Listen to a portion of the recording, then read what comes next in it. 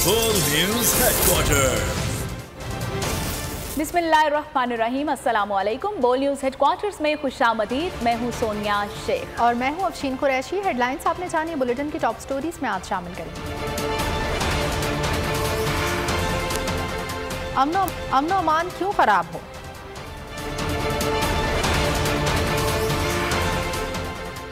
इस्तीफे का मुतालिबा फजूल। आर्टिकल 6 किस पर लगेगा? पीपल्स पार्टी का यू टर्न। डार के दावे हवा। तगड़ा जोड़ पड़ेगा। और ट्विटर की चुड़िया वापस आ गई। बुलेटिन का आगाज करेंगे। सबसे पहले बात करेंगे कि मुल्क को दहशतगर्दी से पाक करने के लिए नए ऑपरेशन की मंजूरी। अंदरूनी और बैरूनी सलामती पर समझौता नहीं किया जाएगा। वज़ीर आज़म की ज़ेर सदारत कौमी सलामती कमेटी के इजलास का एलामिया जारी। कालादम TTP के लिए नरम गोशा दहशतगर्दी की हालिया लहर की बड़ी वजह करार दिया गया। इलामी में कहा गया है कि दहशतगर्दों को एतमाद साजी के नाम पर जेलों से रिहा किया गया। रिहा होने वाला मुतासिर हुआ। दहशतगर्दी की लानत के खात्मे के लिए आला सतह की कमेटी भी कायम। दोबारा ये जो सर उठा रहा है ये नासूर, इसको कुचलने के लिए इंशाअल्लाह मिलकर इसको हम अपना डील करेंगे और इसको मुकम्मल इसकी बेहतरी होगी। मुल्क में हालिया दहशतगर्दी कलअदम TTP के लिए नरम गोशे का नतीजा करार। कलअदम TTP के दहशतगर्दों को एतमाद साजी के नाम पर जेलों से रिहा किया गया। रिहा होने वाले दहशतगर्दों की वजह से मुल्क में अमन अमान मुतासिर हुआ। दहशतगर्दी की नई लहर के खिलाफ जामिया ऑपरेशन शुरू करने की मंजूरी दे दी गई। वज़ीर आज़म की ज़ेर सदारत कौमी सलामती कमेटी के इजलास का एलामिया जारी। विफाकी वज़रा, chairman joint chiefs, services chiefs और मुतालिका इदारों के हुक्काम ने शिरकत की। इजलास में रियासती इदारों और क़यादत के खिलाफ प्रोपेगंडे की मजम्मत की गई। पायदार अमन के लिए फोर्सेस की कुर्बानियों और काविशों का एतराफ और दहशतगर्दी के खात्मे तक कार्रवाइयां जारी रखने के अज़म का अयादा किया गया। एलामिया में कहा गया कि मुल्क में बढ़ती नफरत और तकसीम से कौमी सलामती मुतासिर होती है। दहशतगर्दी के नासूर के खात्मे के लिए सियासी, सिफारती, सिक्योरिटी, मुआशी और समाजी सतह पर इक़दामात का फैसला किया गया। मुल्क को दहशतगर्दी की लानत से पाक करने के लिए आला सतह की कमेटी तश्कील दे दी गई, जो 2 हफ्ते में सिफारिशात पेश करेगी। इजलास में दहशतगर्द गुलजार इमाम उर्फ शिम्बे की गिरफ्तारी पर इंटेलिजेंस एजेंसी को सराहा गया। एलामिया में कौमी सलामती में अवामी रिलीफ को मरकजी हैसियत दी गई। इजलास को 2 जनवरी को पेशावर पुलिस लाइंस हमले के बाद होने वाले इजलास का तसलसल करार दिया गया। तहरीक इंसाफ ने चीफ जस्टिस के इस्तीफे का हुकूमती मुतालबा फजूल करार दे दिया। इमरान खान कहते हैं मौजूदा हुक्मरान पाकिस्तान का मजाक उड़ा रहे हैं। हुकूमत ही सुप्रीम कोर्ट का फैसला नहीं मान रही तो सरमायाकारों को क्या पैगाम जाएगा? जो कुछ हो रहा है लंदन प्लान का हिस्सा है। नवाज शरीफ को PTI को कुचलने की यकीन दहानी कराई गई थी। जमानत दी गई कि जाली केस बनाकर लीडर को जेलों में डालेंगे। साबिक वज़ीर आज़म पर जाली और बगावत के बेहुदा इल्ज़ामात में मुकदमे हो रहे हैं। ऐसे काम तो बनाना रिपब्लिक में ही होते हैं। इंसाफ नहीं होता, जुल्म होता है, ताकतवर की गुलामी करता है इंसान। वो माशरा जिधर इंसाफ नहीं होता वहाँ लोग गुलाम होते हैं। मैंने आपको बोल दूंगा और फिर सारे पाकिस्तान में हमने बाहर निकलना है कि ये पॉलिटिक्स नहीं हो रही, ये आप अपनी हकीकी आज़ादी की जद्दोजहद कर रहे हैं, जहाद कर रहे हैं। आज़ादी के लिए जब एक इंसान जद्दोजहद करता है उसको जहाद कहते हैं। जिस तरह जिले शाह जब वो अपनी जान खोता है तो उसको शहीद कहते हैं, लेकिन वो इंसान सिर्फ ऊपर की परवाज़ तब कर सकता है जब आज़ाद होता है। गुलामों की कोई परवाज़ नहीं है। हुकूमत इलेक्शन से भागी तो तौहीन अदालत भी होगी और तौहीन आइन भी। माहिर कानून तैयब शाहीन का दो टोक ऐलान। बोल न्यूज़ से बातचीत करते हुए कहा कि उन पर आर्टिकल 6 लगेगा। आइनी और कानूनी तौर पर ये इलेक्शन से इनकार कर सकते हैं। माहिर कानून अनवर मंसूर का जजिस को सलाम। कहा जजिस और अदलिया मुखालिफ बयानात पर तौहीन अदालत लगती हैं। पार्लियामेंट से मंजूर करारदाद पर हुकूमत के अहम अरकान के दस्तखत मौजूद नहीं। अब ये इनको वो क्या कहते हैं प्याज भी खाने पड़ेंगे और इलेक्शन में भी जाना पड़ेगा।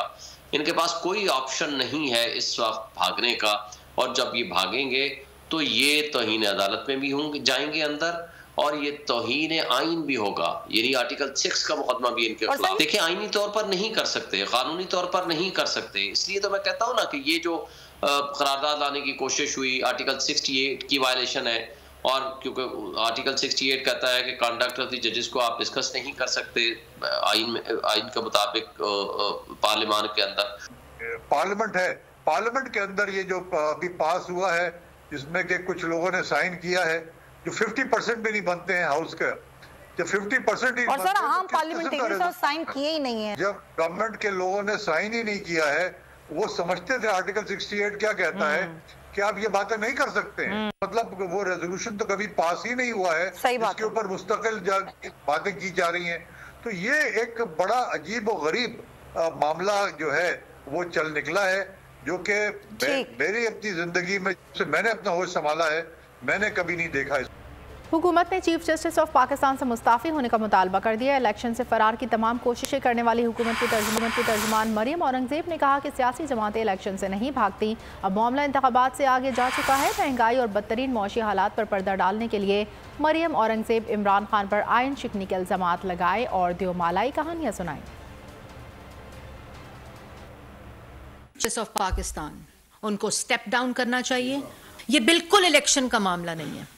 जो मीडिया कह रहा है, जो पार्लियामान कह रही है, जो सियासी जमातें कह रही हैं, सियासी जमातें इलेक्शन से भागती नहीं होती। फिर स्पीकर से, डिप्टी स्पीकर से, सदर से, गवर्नर से, स्पीकर पंजाब असेंबली से आइन शिकनी करवाई गई, गैर आइनी इक़दाम करवाए गए, और वो साइफर जिसके ऊपर ये सारा तमाशा रचाया गया, वो साइफर मोहसिन नकवी की आलमी साजिश की नज़र हो गया।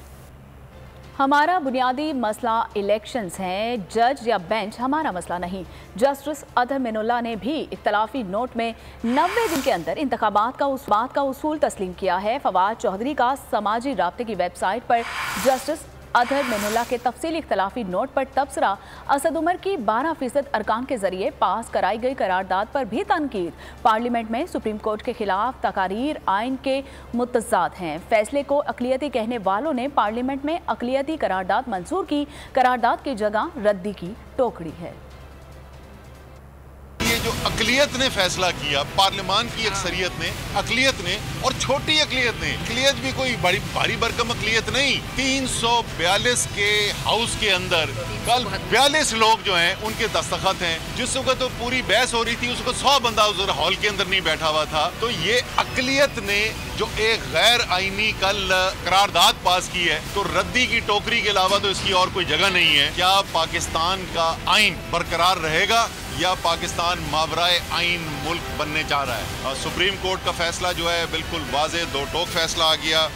ये सबको पता है कि पूरा अदालती निज़ाम जो है वो इस बुनियाद के ऊपर चलता है कि मुख्तलिफ केसेस के लिए बेंच बनाए जाते हैं। उस बेंच की जो अक्सरियत होती है, जो फैसला करती है, वही फैसला जो है वो अदालत का हुक्म होता है, और पूरा अदालती निज़ाम, पूरा आइनी कानूनी निज़ाम इसी के तहत चलता है। इलेक्शन के लिए आइन में दी गई मुद्दत में ताख़ीर की हिमायत नहीं करेंगे। आइन के तहत असम्बलियों के बैक वक्त शफाफ इंतखाबात होने चाहिए। आसिफ जरदारी और बिलावल भुट्टो की ज़ेरे सदारत पीपल्स पार्टी की कोर कमेटी के इजलास में फैसला। एलामिये में कहा गया है कि हुकूमती इत्तेहादी जमातें मुज़ाकरात के लिए मुश्तरका लाहे अमल बनाएं। बातचीत का दरवाज़ा बंद करना मसले का हल नहीं, मुज़ाकरात के मामले पर मुश्तरका मौक़िफ़ इख्तियार किया जाए। नून लीगी रहनुमा भी पार्टी पॉलिसी के मुखालिफ। मुस्लिम लीग नून के सेनेटर मुशाहिद हुसैन भी पार्टी पॉलिसी के खिलाफ बोल पड़े। हुकूमत को पीटीआई से मुज़ाकरात का मशवरा दे दिया। कहा, मोदी को मुज़ाकरात की पेशकश कर सकते हैं तो आपस में बैठकर बात क्यों नहीं कर सकते। बोले, इदारों से जंग जीती नहीं जा सकती, इंतखाबात के लिए आइन पर अमल करना होगा, वक्त पर इलेक्शंस करवाए जाएं। Let's not get involved in unnecessary battles because a fight against institutions is unwinnable. Whether we fight the military establishment, इन्होंने realize कर लिया, or whether we fight the Supreme Court, ये नहीं है. And we should follow the Constitution also. And also I think इस वक्त जरूरत है, हम मोदी को तो ऑफर कर रहे हैं डायलॉग, मोदी को हमने कहा dialogue. Why don't we have dialogue with among ourselves? दहशतगर्दों से हम बात करने को भी तैयार हैं. Let's talk with the opposition also. जो PTI है उनसे बात करें, दूसरी पार्टीज भी बात करें, and set the rules of the game so that elections are held, follow the Constitution, and the elections are held on schedule. हुकूमत बौखलाहट का शिकार है, इनका हर कदम तौहीन अदालत या आइन शिकन है। अपोजिशन लीडर शहजाद वसीम का सेनेट में इज़हार ख्याल का। सुप्रीम कोर्ट ने तारीख साज फैसला दिया, आइन की बालादस्ती को यकीनी बनाया। अदालती फैसले को अक़लियती कहने वाले पहले अपनी करारदाद देख लें, जिस पर सिर्फ 42 अरकान के दस्तखत हैं।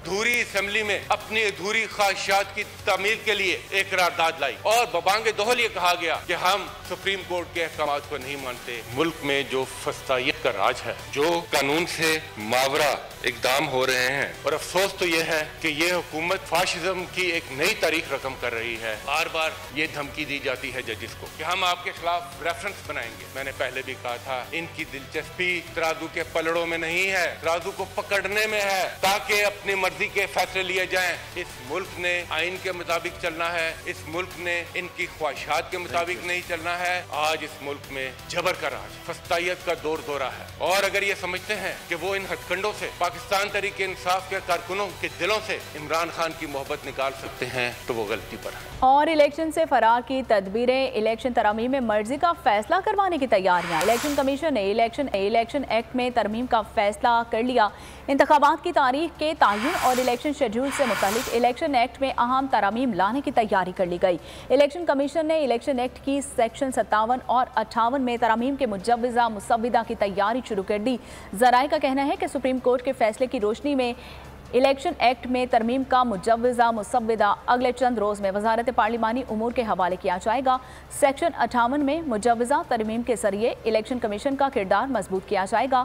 सेक्शन 57 के तहत इंतखाबात की तारीख देने का इख्तियार सदर मुमलिकत को हासिल है, जिसमें तरमीम तजवीज़ की जा रही है। सेक्शन 57 में तरमीम करके इंतखाबात की तारीख देने का इख्तियार भी इलेक्शन कमीशन को देने की तजवीज़ मुजव्वज़ा मनसूबा में शामिल होगी। तो नजर आ रहा है सामने लिखा हुआ है जुल्म मिटने के लिए। दो चीजों से मिटेगा भाई, एक अदल की कुर्सी पे जो लोग बैठते हैं ना, वो अदल के हिसाब से फैसले करने लगे। दूसरा कौम निकल खड़ेगी उस जुल्म के खिलाफ, तो जुल्म खत्म हो जाएगा। या इन दोनों में से कोई एक चीज हो जाए या दोनों हो जाए। अगर 420 का मुकदमा था, उस वक्त अदलिया में जो लोग बैठे हुए केस देख रहे थे, वो पूछते ना यार चीट हुआ कौन है। जब उनको दिखता कोई चीट नहीं हुआ, केस खत्म कर देते। तो जालिम जुल्म कर ही नहीं पाता। 9 जजेस ने नोट बिफोर किया मेरे केस को यार, 1.5 साल चला। शख्सी जमानत का केस, सेम केस इस्लामाबाद में कर दिया। एक ही इल्जाम पे 2 केस हो नहीं सकते भाई। मतलब 60 दिन का वक्त होता है, 102 दिन के बाद मैं जीत गया, केस बरी हो गया, 102 दिन के बाद अपील फाइल की, एक्सेप्ट कर ली। नहीं करते ना एक्सेप्ट, खत्म हो जाता ना जुल्म यार। भरी अदालत में मुझे बरी कर दिया, फिर पता नहीं क्या हुआ, 2.5 घंटे बाद का नोट बिफोर, मैं नहीं सुनता ये केस। खड़े रहते अपने फैसले, मिट जाता जुल्म। अल्लाह ताला ने बिठाया इन कुर्सियों पे इनको यार, ये अल्लाह ताला की तरफ से फैसले करने हैं। तो या तो ये फैसले आएंगे, जुल्म मिट जाएगा, या कौम खड़ी हो जाएगी जुल्म के खिलाफ।